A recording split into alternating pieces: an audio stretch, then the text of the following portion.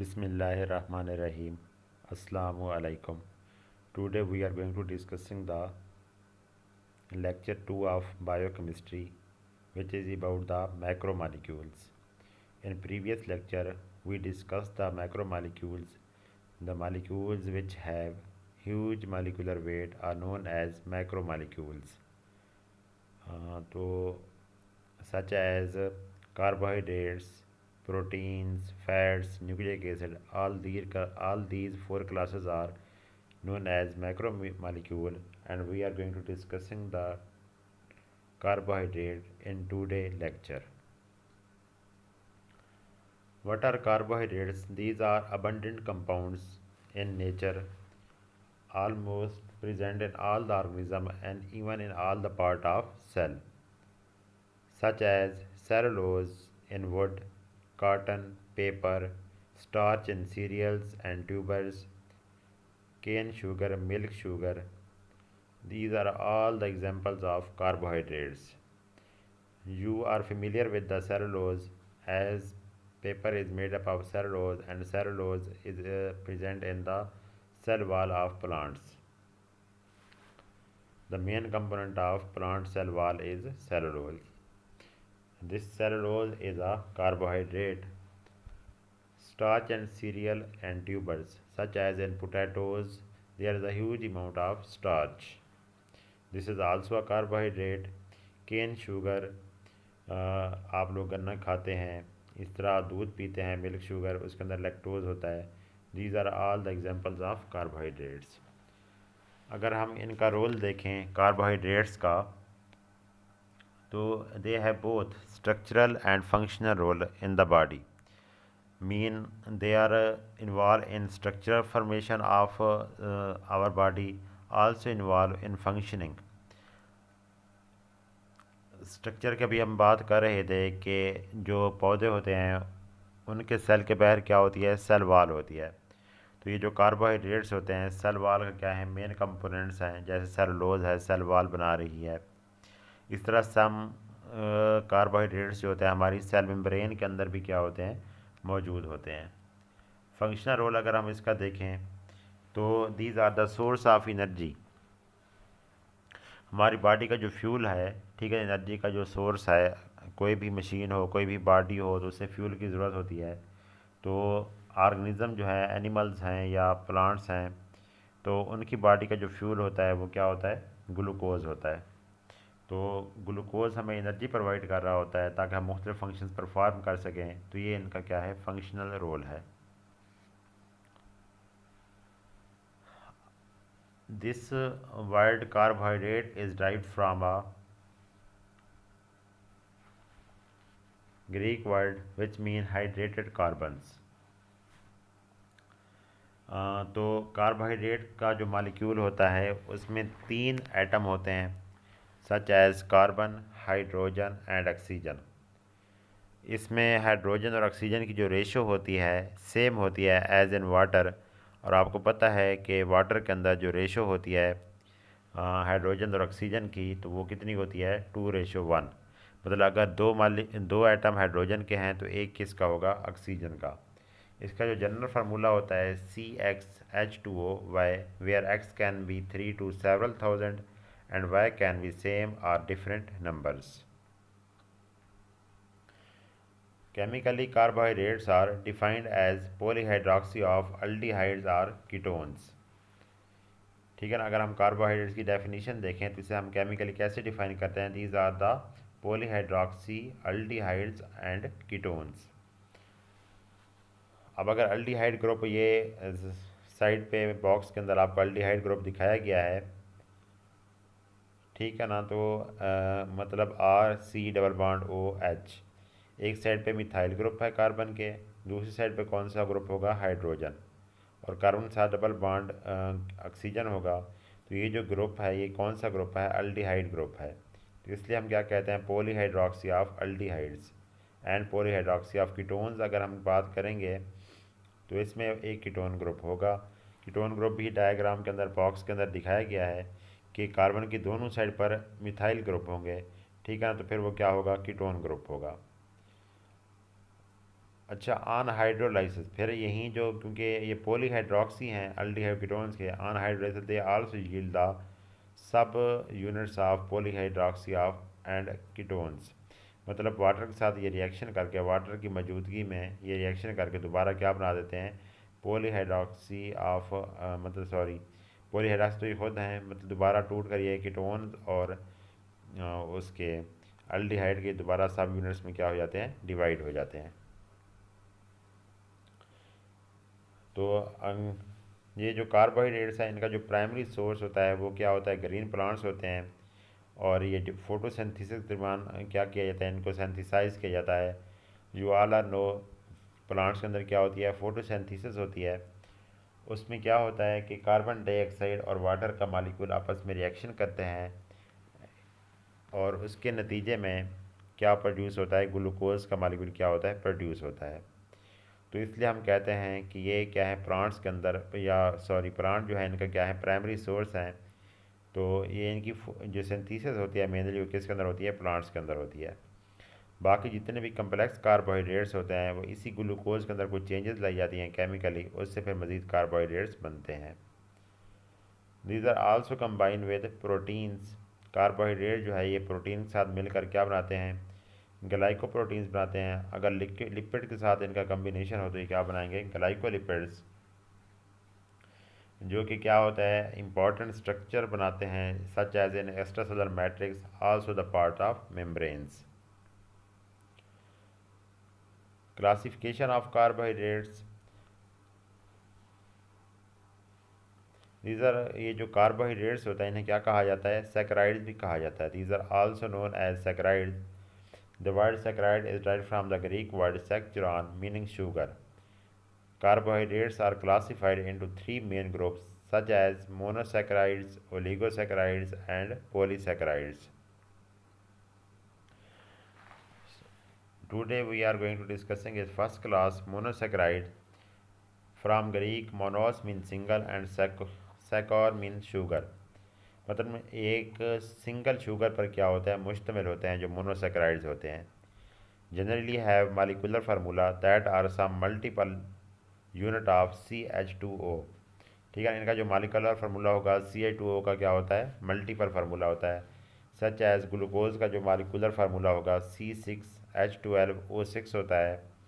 The most common monosaccharide is of central importance in the chemistry of life. ठीक है ना, glucose जो है सबसे जो मोस्ट कॉमन, मतलब जो मोनोसेक्राइड है वो ग्लूकोज है, और बहुत ही क्या है, इंपॉर्टेंट भी है। In the structure of glucose, we can see the trademarks of sugar. The molecule has a carbonyl group and multiple hydroxyl group. ठीक है ना, ग्लूकोज के मालिक्यूल के अंदर क्या होता है, एक जो ग्रुप होगा वो क्या होगा, कार्बोनाइल ग्रुप होता है, और बाकी क्या होते हैं, हाइड्रोक्सिल ग्रुप क्या होते हैं उसके साथ अटैच होते हैं। Depending on the location of the carbonyl group, a sugar is either an aldose sugar or a ketose sugar. अगर aldose शुगर कौन सी होगी, the sugar which have aldehyde group is known as aldose sugar and the sugar which have keto group is known as ketose sugar. Glucose for example is an aldose। Aldehyde जो sugar है उसकी example क्या है, glucose है। And fructose and isomer of glucose is the ketose sugar. Most names of the sugar end in OSE। ठीक है ना, मतलब जितनी भी शुगर हैं उनका मोस्टली का नाम किस चीज़ पर एंड होगा, उसके एंड जो वर्ड होता है उसके अंदर क्या आएगा, OSE। And other criteria for classifying the sugars is the size of the carbon skeleton which ranges from 3 to 7 carbon along। ठीक है ना, ये जो मोनोसेक्राइड है अगर इनको क्लासीफाई किया जाए तो ये किस चीज़ पर डिपेंड किया जाता है, इसकी क्लासीफिकेशन नंबर ऑफ़ कार्बन्स। ठीक है ना, जो सबसे कम नंबर वाला मोनोसेक्राइड होगा जिसके अंदर कम से कम कार्बन होगी वो 3 कार्बन होती है, इससे कम नहीं होगी। तो 3 कार्बन वाला जो मोनोसेक्राइड होता है उसे क्या बोलते हैं, ट्राईओजेस। 4 कार्बन वाले को क्या बोलेंगे, टेट्रोजेस। 5 कार्बन वाले को पेंटोजेस। इस तरह अगर 6 कार्बन है तो वो क्या होंगी, हेक्सोजेस। और अगर 7 कार्बन होंगी तो फिर हेप्टोजेस।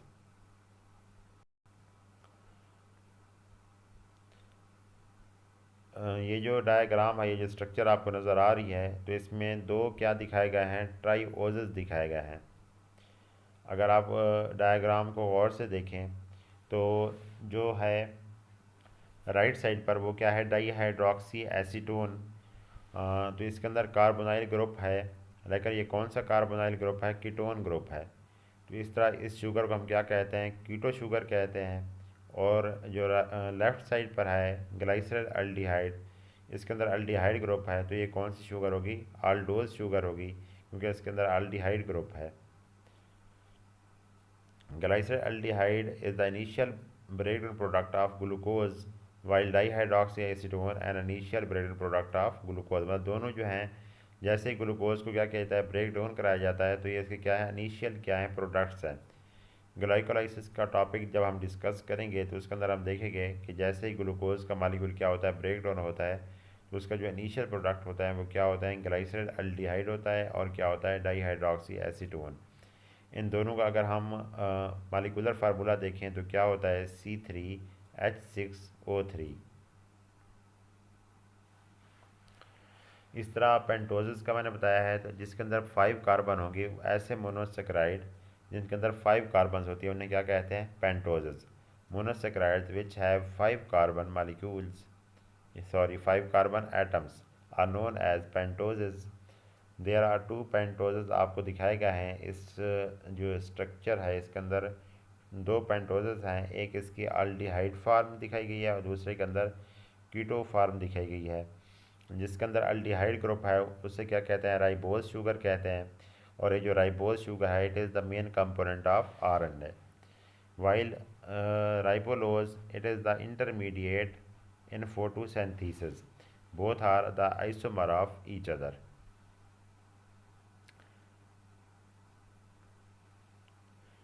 ग्लूकोज एंड गलेक्टोज, अब ये जो हैं क्या हैं, बोथ जो हैं ग्लूकोज हैं या गलेक्टोज है, both are the isomer of each other and both are the hexoses, mean they contain 6 carbon. Still another source of diversity for simple sugars is in the way their parts are arranged, especially around the asymmetric carbons. Recall that an asymmetric carbon is a carbon attached to 4 different atoms or group of atoms. Glucose and galactose, for example, differ only in placement of parts around one asymmetric carbon. What seems like a small difference is significant enough to give the two sugars distinctive shapes and binding activities, thus different behaviors. Mean के देखें आप, उनके जो special position है मुख्तलिफ groups की asymmetric carbon के अगर वो चेंज कर दी जाए तो दोनों जो हेक्सोजेस है उनका स्ट्रक्चर क्या हो जाता है, एक दूसरे से डिफरेंट हो जाता है, तो उनका बिहेवियर भी डिफरेंट हो जाता है, इसकी वजह से उनकी शेप भी क्या हो जाएगी, डिफरेंट हो जाएगी। तो ये दोनों क्या करते हैं, डिफरेंटली क्या करते हैं, बिहेव करते हैं। फिर नेक्स्ट स्लाइड पे क्या हो गया, इनकी डायग्राम है तो वो देखें ज़रा। नंबर फर्स्ट पे जो है वो ग्लूकोज दिखाया गया है। कार्बन नंबर 3 पे ग्लूकोज के अंदर क्या होगा, जो हाइड्रोक्सिल ग्रुप की पोजीशन है वो आपको चेंज नज़र आ रही है। इस तरह ये जो हाईलाइटेड एरिया है, ठीक है ना, एक तो ये कार्बोनाइल ग्रुप दिखाया गया है हाईलाइटेड एरिया के अंदर, गैलेक्टोज के अंदर और ग्लूकोज के अंदर, दोनों के अंदर अल्डिहाइड ग्रुप है। और दूसरा ये एसिमेट्रिक कार्बन देखें कि इसके साथ क्या है, चारों साइड पर देखें पोजीशन जो है मतलब वो क्या है, डिफरेंट है, ठीक है ना। एसिमेट्रिक कार्बन जो है उनके अंदर क्या है, पोजीशन जो है वो क्या है, डिफरेंट है। इस वजह से क्या है, एक दूसरे का आइसोमर है, इनका स्ट्रक्चर भी थोड़ा सा क्या हो गया है, डिफरेंट हो गया है। अगर आप हाइड्रोक्सिल ग्रुप की पोजीशन देखें कार्बन नंबर 4 के ऊपर, वो क्या है, चेंज है। Both are the source of energy in organisms. Fructose के अंदर अब कौन सा ग्रुप होगा, अल्डिहाइड ग्रुप होगा। ये भी क्या है, ग्लूकोज का आइसोमर है। इन तीनों का जो मालिकुलर फार्मूला होगा वो क्या होगा, C6H12O6, ठीक है ना। अब अगर मैं ये देखें अभी हाईलाइट करता हूँ, ये देखें ये वाली जो जगह है गैलेक्टोज की और ये वाली जो जगह है पोजीशन है, देखें ज़रा, तो दोनों इसी एक जगह पर इनका क्या है, डिफरेंस आ रहा है, ठीक है ना। क्योंकि एसिमेट्रिक जो कार्बन है उसके अंदर जो ग्रुप्स हैं वो क्या हैं, डिफरेंटली क्या हैं, अरेंज्ड हैं, इसलिए ये दोनों स्ट्रक्चर गैलेक्टोज और ग्लूकोज एक दूसरे से क्या है, डिफरेंट है। जबकि जो फ्रक्टोज है इसके अंदर जो फंक्शनल ग्रुप है वो कौन सा ग्रुप लगा हुआ है, कीटोनिक ग्रुप लगा हुआ है, इसलिए ये कीटोज शुगर है, लेकिन है ये भी आइसोमर किस चीज़ का, ग्लूकोज का। इस तरह हम बात कर रहे हैं कि मुख्तलिफ स्ट्रक्चर्स की बात कर रहे थे, तो व्हेन ग्लूकोज आर या हेक्सोज या monosaccharide are present in the aqueous medium, they give the ring structure. although it is convenient Although it is convenient to draw glucose with a linear carbon skeleton, this representation is not completely accurate. In aqueous solution, glucose molecule as well as most other 5 and 6 carbon sugars form rings because they are the most stable form of these sugars under physiological conditions. Ring structure देखें कैसे बनाया जाता है। आप ज़रा गौर से देखें, ठीक है ना। ये ब्लू कलर जो है इसको गौर से देखना है आपने, हाइड्रोक्सिल ग्रुप। पहले ये लीनियर स्ट्रक्चर दिखाया गया है ग्लूकोज का। कार्बन नंबर 1 और 5 ये आपस में क्या करेंगी, बॉन्ड बनाएंगे, तो जिसकी वजह से क्या बन जाता है, रिंग स्ट्रक्चर। सेकंड स्टेप पे इसको रिंग स्ट्रक्चर दिखाया गया है। और थर्ड स्टेज पे देखें, ये जो हाइड्रोजन थी ब्लू कलर की वो कहाँ पर आ गई है, ऑक्सीजन के साथ आ गई है, और ऑक्सीजन और कार्बन वो के दरमियान क्या बन गया है, बॉन्ड बन गया है। तो इस तरह रिंग स्ट्रक्चर क्या हो जाता है, कंप्लीट हो गया है। इजी है, आप लोग प्रैक्टिस करेंगे तो आसानी से इसे बना सकते हैं। उसके बाद हैं functions of monosaccharides. Monosaccharides are particularly glucose are major nutrients for cell. Cell के लिए न्यूट्रिएंट का जरिया है। In the process known as cellular respiration, cell extract the energy from glucose molecules by breaking them down into series of reaction. During the मतलब cellular respiration जो है उसके अंदर जो एनर्जी की ज़रूरत होती है वो ग्लूकोज की ब्रेकडाउन से हासिल होती है।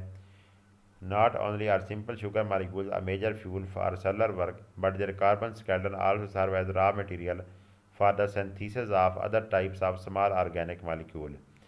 ये सिर्फ फ्यूल का ज़रिया ही नहीं है, बल्कि इसके अंदर जो कार्बन स्केल्टन है इससे मज़ीद ऑर्गेनिक मालिक्यूल भी बनाए जाते हैं, such as amino acid and fatty acid. Example आगे बताई गई है कि कार्बन स्केल्टन से मज़ीद कौन से हम बना सकते हैं मालिक्यूल, कौन कौन से हैं, amino acid and fatty acids. sugar molecules that are not immediately used in these ways। ठीक है ना। तो ये वो शुगर मालिक्यूल हैं जो मतलब इस तरह से इस्तेमाल नहीं होते। थैंक यू, अल्लाह हाफिज़।